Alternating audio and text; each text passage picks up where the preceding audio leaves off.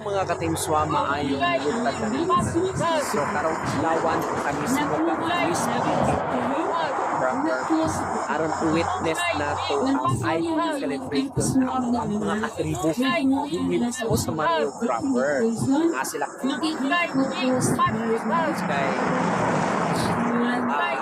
kitang celebration aduna po kini mga activities na pagkakita karong adlaw. So nagkalain-lain yung mga activities karon nga mga tradisyon nga gikan sa ilang mga katigulangan ang ilang mga activities karon. So para mag-enjoy o ma-happy sila sa ilang pag-celebrate sa mga katribo karong adlaw. So ituyo kini sa ato ang barangay nga i-celebrate yung ang IPD para sa ato ang katribo aron pagpakita kini sa importante pagka-importante sa tribo nga aduna ng tribo sa barangay Marilog proper. So ipahimo kini nga ipahalagahan sa ato ang punong barangay ang mga IP. So that's why nga iya gyud ay i-celebrate kaisa sa isa. So karon December 4, so karon ang adlaw pag-celebrate kita na daghan na ang mga tao. Nag-start na gyud naapod sila sa lain yung mga IP leader karon nga naadin din mo sa sulod. Og ilabi na pod sa ato ang mga sponsors nga mga city council naapod din sila ang mga staff na gipadala karon. So atong adtuon kung unsa na ang ilang mga activities nga gisugdan karong adlaw. Tara.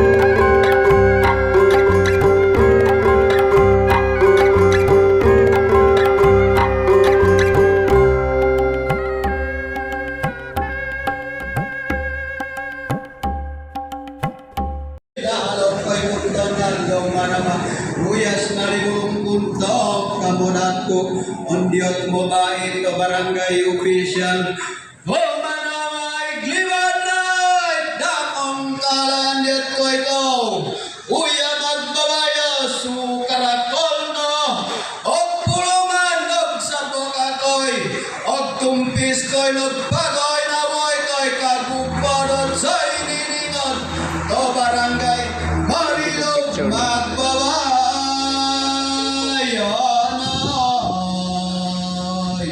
pamulos ka nagduma uwis na panisingan kagpataliwarap kanamit-kanamino ipapitaw katuanan kultura tolangon manamanok kinayanoy ipalibabaw na'y nagpailanay bet kanami o no makatatawan dot sa inin barangay manaman magbabayo kay nagtamanan kapag umupog nga nagkoy kaungaran manaman amoy noy naskoy ko kay limot lang no kono kay mutotaw kung kono si koy daw kain panoy-toy kahit kawawangan kay magbabayat lang anon no tanon ay pagpanot hoy kumanak magbabayo kay nagtamanan dat koy ko ngarantaw ka namin manama amin way kuya. I am the king.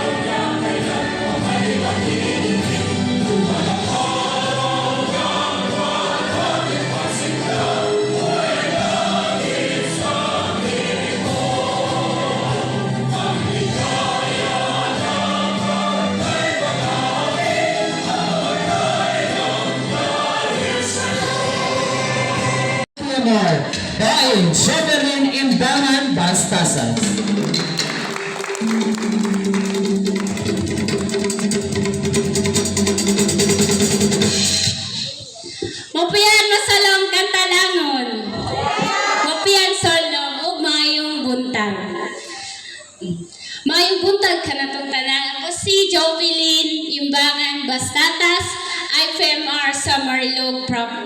Ug dako kaayo akong pasalamat nga nahimong maghatag sa atong maynitong nga pag-abi-abi karong adlaw.